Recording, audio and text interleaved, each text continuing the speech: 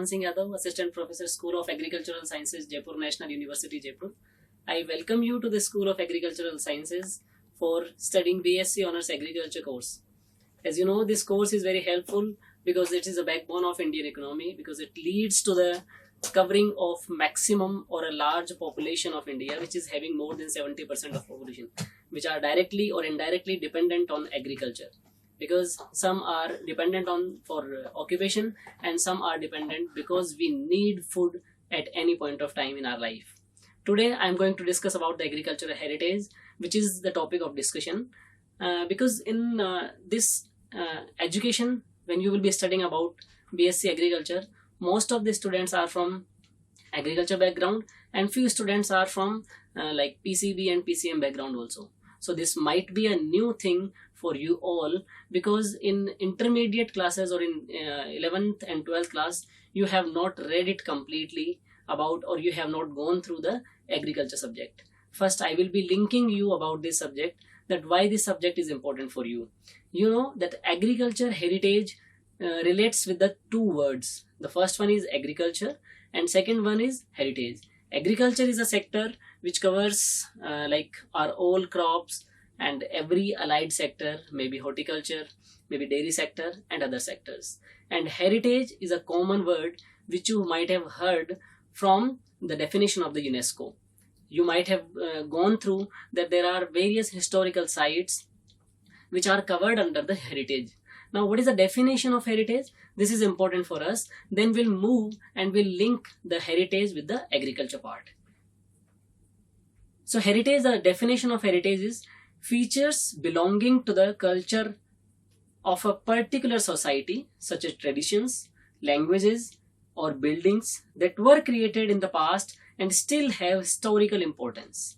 See, these are the like traditions, or these are the cultures which were created in the past, but these are continued even in this time. So we link them and we treat them as a heritage, and this definition is given by the UNESCO. And likewise, the definition of heritage, there is agricultural heritage, which connects the heritage or the tradition or the culture of the agriculture and from the past time. So this will be like remarkable land use systems and landscapes which are rich in globally significant biological diversity, evolved from the co-adoption of the community with its environment and its needs and aspirations for sustainable development. That means these are the landscapes or the agricultural land or the crop practices which we look right now are created or evolved from previous or at the time of our ancestors. We have seen from starting of the era or starting of the human beings, the evolution of the human beings we have gone through, and from there this agriculture system is developed, and the system of food which we are consuming right now is developed. So this is built on the local knowledge and experience. These ingenious agricultural systems reflect the evolution of humankind, the diversity of its knowledge and its profound relationship with the nature. If we'll see, like UNESCO, there is also one organization which works for the agricultural heritage. We will be in the further classes in other subjects also, we will be studying about the FAO, that is Food and Agricultural Organization, which works at the international level and which deals with various aspects of the agriculture. And there is one organization which is known as Globally Important Agricultural Heritage Systems. So all the agricultural heritage systems which are globally important, because these are having the value to the nation and to the to other countries also, because the values which are created by these agricultural systems can be helpful for other countries also. So this is defined by the FAO, and this also comes under the United Nations organization. So this is a group of UNO. Now these are the sites which are located worldwide, and these are considered in the GIAHS, that is Globally Important Agricultural Heritage Systems. So if you will see this slide, you will find that there are some countries which are given the number 1 criteria. So these are the countries which are having the documentations and which are having the heritage sites which are rich in agriculture and other properties. So they have given the single or the number 1 criteria. Like if you'll see, the Egypt is bold in letter, because Egypt is a country which we relate with the various civilizations. If you'll see with other civilizations and like of human beings, our food habits and other things, so it will be related to the Egypt. And if you'll see, like Tunisia is there, Algeria, Morocco, Peru, Chile, and some other countries are there. And then comes the second one, or second ranked countries like Tanzania is there, and Korea is there. Then comes the India, and some other countries like Japan is there, China is there, Philippines is there, and UAE is there. So these are the countries which are included or which are designated as a GIAHS by FAO. So this FAO is the organization which works for the agricultural systems in various ways. So this is a slide of human evolution. You have seen the human evolution, how the human got evaluated from starting, like if you'll see the earlier, and then the gibbons, and the right now, the present moment human beings which are Homo sapiens sapiens, which we see. So if we'll see the human beings also, if we'll see the human evolution also, then we'll find that the humans also did not dependent, or they were not dependent on that one kind of food, or the agricultural food which we are consuming right now. They used to consume some other things earlier, then there some improvements were happened, there some changes occurred, and after a while we are in the stage where we are consuming various agricultural crop produces and the value added products. Because right now the things which we are consuming were not available in the previous time, because technology were not there, research was not there, and all the things was not present. So this is a food evolution, which shows that earlier the human beings used to hunt, and they used to consume the animals in the raw form. They even do not use to cook them, because the fire system was also not discovered. Then later on they made the discoveries of the fire. They used to do it with the stones, so that was called as a stone age, and some other ages and some changes and developments happened, and accordingly they used to they used to hunt the animals. They used to bring it to that their area, and they used to cook it with the fire, and then they started consuming it. So this is called as a food evolution. Then evolution of agriculture. Now how this agriculture developed, or how this grown from ancestral time or from previous eras. For millennia, communities of farmers, herders, fishers, and forest people have developed complex, diverse, and locally adopted agricultural systems. And this was based on their local knowledge, their discoveries or research, which may not be completely scientific but based on their experience. They have gone through various experiences, and accordingly they have developed these kind of systems. So these systems have been managed with the time, tested, ingenious combination of techniques and practices that have usually led to community food security and the conservation of natural resources and biodiversity. Earlier, people were very concerned about the nature. They used to worship the nature like God, because they knew that if we will not protect our nature, if we will not treat our nature in a better way, it will not give us in return. They used to expect that if we worship our nature, if we treat it very well, so it will also give in return something good to us. So this was the thinking of earlier farmers and other community people. So if we'll see the Egyptian civilization, as I told, that this is considered as the pioneer or the foremost civilization about the agricultural evolution. So in the Egypt, if we'll go through the previous documents, you'll find that there were systems which used to connect the other resources. Like if the water is there, it will be connected to the land area, and then land will be connected to some other, like it will be connected to animals and other things. So if you'll see this picture, you'll find that this water is flown. This may be a river or a pond or a nearby area where the water is found. So it will be directly routed to the field, agricultural field. So they can use this water resource very effectively, and they will not have to do much of the efforts to bring the water to that level.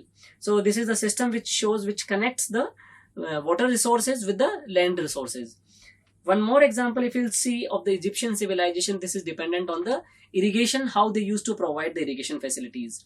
See, if you'll see this picture, you'll find that there is only one canal or one water flow is there, and this water flow is diverted by a structure which converts the water flow in various directions or various levels. So these each like water flow will be going to maybe each land area where it can use for irrigation at one point of time. You need not to do it manually again and again. If you have constructed this structure, it can be used for irrigation purpose to crops. This is for the crop cultivation they used to do with the help of their family members or there may be labor, and there were some handmade tools if you'll see in their hands. So there are some handmade tools they used to use, and these are made up of iron, of wood, and some stones were also there. Then come to the when we will come to the Indian agriculture system. This system is also very enriched, and we are having various books, and we are having very mythological books also, which have the history and the relation of the agriculture with our ancestors, with our god, and we relate it with very well. So Indian agriculture began by 9000 BCE as a result of early cultivation of plants and domestication of crops and animals. And we know that we are having the monsoon system very well established. So there are two kind of seasons which we find in general, the Kharif season and the Rabi season, because we have the rainfall in the Kharif season which can be utilized directly for crop cultivation purpose. We can store the water which can be routed through canal system, which can be stored in the underground water level and can be used through the tube well, and we can supply the irrigation water in the Rabi season also. Nowadays we are using third season also, that is summer season, because we can conserve our water and it can be used in the summer season. There are some specific crops which can be cultivated in the summer season also. So Indian products soon reached the world via existing trading networks, because you know that the Britishers which came, they have developed this kind of trading network, and we could be able to provide, we could be able to export our crops to these countries, and we could be connected with the other countries also. If I will take one example from the previous or ancestral books or mythological books. Rig Veda, we have heard about it very well, and in Rig Veda they have mentioned the five the elements of nature which are responsible for development of a human being. The earliest Indian text insists that natural forces are earth, which is a solid matter, water, which is a liquid matter, air, which is subtle matter, fire relates to the energy, and akash, which is the opposite of a matter. So these must remain in harmony with each other, and humanity must not disturb the balance between them. They used to write it specifically, and they used to transfer this knowledge to the human beings and to farmers and to all the mankind, that the harmony which is made in between these five elements and the human being should not be disturbed. There is one more example from the Krishi Parasara. This is also considered as the oldest book for agricultural systems, which was written by the Parashara. He mentioned that this is an introductory test addressed to farmers, that he stressed soil management, seed health, and overall farm management. If we need to grow the agriculture system very well, अगर हमें इसको सही तरीके से develop करना है, तो हमें इन सभी चीज़ों को सही तरीके से सामंजस्य बनाने की बहुत ज़्यादा जरूरत हमें पड़ेगी. जैसे farms yield gold if we properly managed, but lead to poverty if neglected. इसमें ये कहा गया है कि अगर फार्म को सही तरीके से कल्टीवेट किया जाएगा, उसको सही तरीके से रखा जाएगा, तो ये हमारे लिए एक सोना देने वाली चीज होती है. क्योंकि जो चीज हमें, जो क्रॉप प्रोड्यूस हमें उससे मिलेगा, if you will see why we are relating with the gold, because we know that when we cultivate the crop, so in the harvesting stage the color of the crop turns into the brown or yellowish, and this is the color of gold. So when we treat our land very well, when we do the cultivation practices very well, it will lead to the good crop, which will be serving us the money, which will be providing us the food, and which will be for our well-being. And if it will be neglected, obviously we will not be getting anything. So that's why they have related it with the gold. Now the Rig Veda describes a simple bullock-drawn wooden plow with a metal bar attached as a plowshare to open the soil. Because we have seen the earlier bullocks which used to do for the which were used for the cultivation practices, and the plow which was attached to it. So the record about this plow even mentioned in the Rig Veda, And the Krishi Parasara gives details of the ploughs designed with the Sanskrit names for its different parts. The plough which have different parts, so all the parts are included in the Krishi Parasara, and they have given Sanskrit names to these parts. And now if we'll see, there might be some of the changes in the agricultural implements or tools, and we might have given some English or Hindi names to them, but these are originated from the Sanskrit names given by the Parasara in the Krishi Parasara. So if you'll see this picture, we'll find that a farmer is doing cultivation practices or doing the ploughing practices in his field with bullocks and the ploughshare. Farmers knew how to select the healthy seed from a ripening crop. There were systems they used to even identify each and individual seed for next season to do the cultivation practices, and this was included in the Manu Smriti also. And Manu mentioned that we must be honest in selecting the seeds, doing the cultivation practices. If these kind of things are ignored, then there were punishments also kept for adulteration of the seed. If the seeds will be adulterated, then they used to give the punishments, because their livelihood was dependent on the selection of the seeds. वो सारी चीजें उसी पे निर्भर हुआ करती थी कि किस तरह से आप अपने सीड का, अपने बीज का सिलेक्शन करते हो और किस तरह से उसको किसी भी फील्ड में वहां पे उगाने के लिए काम में लेते हो. क्योंकि आप ये चीज जानते हैं कि अगर हमारा बीज का सिलेक्शन या उसका जो चयन होगा वो सही नहीं होगा, तो हमारी जो फसल है वो सही नहीं हो सकती. जब तक हमारा सीड प्रॉपर नहीं होगा, जब तक उसकी क्वालिटीज अच्छी नहीं होती, तब तक हम आगे वाली क्रॉप से एक्सपेक्ट नहीं कर सकते हैं कि उसकी यील्ड अच्छी होगी. So everything was dependent on the seed. इसीलिए मनु स्मृति में मनु ने सीड को इतनी ज्यादा इंपॉर्टेंस यहाँ पे प्रायोरिटीज में दी है. इसके अलावा परासरा में देखेंगे तो crops grown without manure will not give good yield. Earlier there were the organic manures or the manures which were available naturally or which were made with the natural resources were used for the crop cultivation, जो कि जिससे कि किसी भी crop की जो growth होती है, यील्ड होती है, या उसका जो डेवलपमेंट होता है, उसके लिए वो रिक्वायर्ड होता था. Kautilya mentioned the use of cow dung, animal bones, fish and milk as a manure. The Middle Ages saw the irrigation channels reach a new level of sophistication. In the Middle Ages, there were changes and development happened in the irrigation systems also, because in the irrigation, if you'll see, in the starting there were not much resources available, technology was not available. So they used to utilize the rainwater which was harvested with them in various forms. We'll see the examples. And they used to utilize it in the off seasons when the rainfall and the rainwater was not available.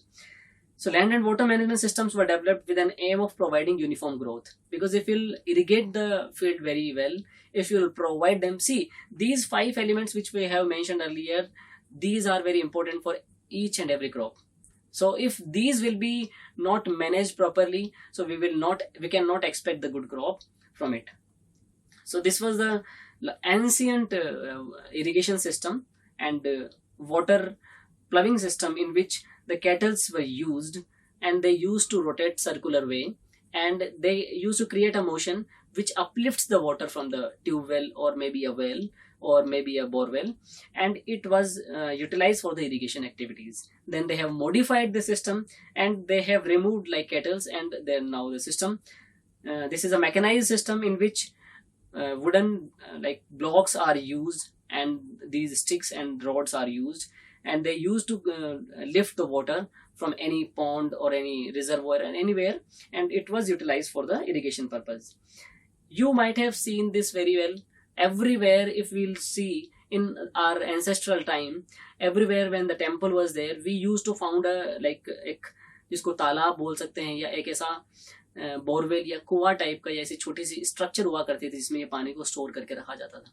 उसके पीछे reason हुआ करता था क्योंकि जब बारिश होगी उस टाइम पे अगर इस पानी को स्टोर करके रखा जाएगा तो हम इसको बाद में किसी भी पर्पस के लिए, चाहे वो ड्रिंकिंग वाटर के पर्पस के लिए हो, चाहे वो टेम्परेचर कंट्रोल करने के लिए, क्योंकि आपने देखा होगा जितने भी जो हमारे जो पुराने कुंड वगैरह हुआ करते थे जो काफी बिलो स्ट्रक्चर या काफी ग्राउंड लेवल से भी नीचे बनाए जाते थे, उसके पीछे रीजन यही होता था कि जब वहां पे पानी स्टोर करके रखा जाएगा तो वहां पे जो ग्राउंड लेवल से नीचे जाने पर जो टेम्परेचर होता था वो भी काफी कंट्रोल रहता था.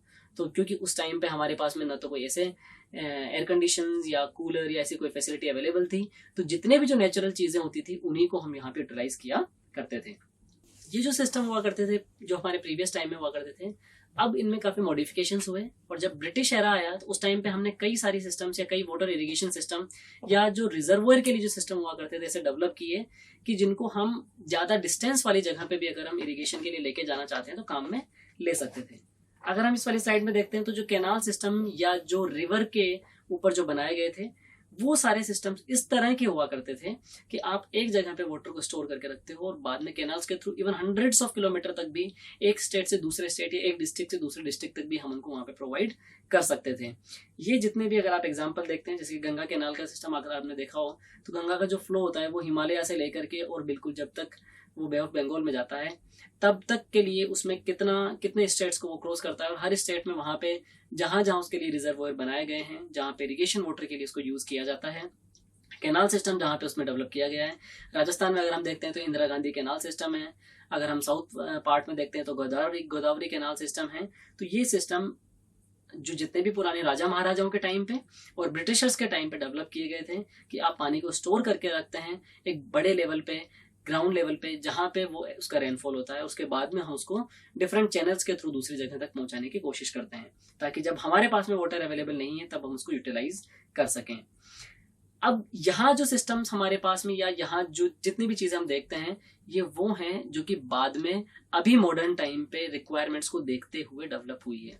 If we see right now we are facing the problem of rainfall each year, and कई सारे एरिया ऐसे हैं जहाँ पे पूरी तरह से पीने के लिए और इरिगेशन के लिए पानी अवेलेबल नहीं होता है।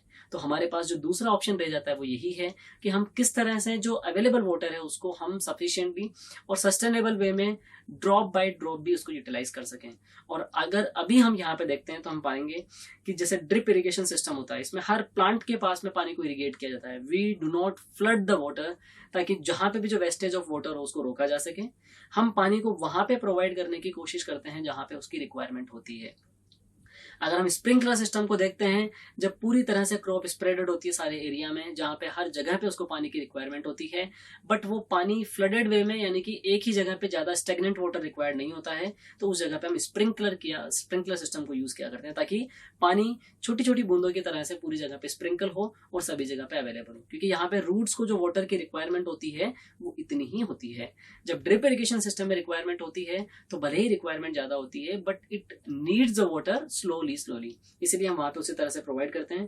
जैसे ट्यूबवेल या जो बोरवेल वाला सिस्टम होता है जिसमें आप इंजन के थ्रू जो पानी को निकाल करके और इरिगेशन के लिए काम में लिया करते हैं, तो वहां पे जो सिस्टम्स हैं, so these are the modern system and this is not the end of evolution which is happening, even still the evolution continues, and in the few next coming classes we will be studying about all the evolution. We will be studying how the farmers earlier used to manage their pests, they used to control their diseases and pests, they used to store their food produce for a longer time period, और कितनी भी जो activities होती थी जो कि अब हम काफी मॉडिफाइड और हाईली टेक्निकल वे में देखते हैं, लेकिन उस टाइम पे उन लोगों के पास में जितनी भी अवेलेबल नॉलेज और एक्सपीरियंस हुआ करता था उसको किस तरह से वो लोग यूटिलाइज किया करते थे। काफी इंटरेस्टिंग सब्जेक्ट है because we will be relating all these situations from our previous time, और वो सारी चीजें ऐसी है जिससे हमें उन लोगों की जो रिसर्च है, उन लोगों की जो डिस्कवरीज है, उन लोगों की जो नॉलेज है, उन लोगों की जो एक्सपीरियंस है, उसको यहाँ पे शेयर करने का मौका मिलेगा। So thank you.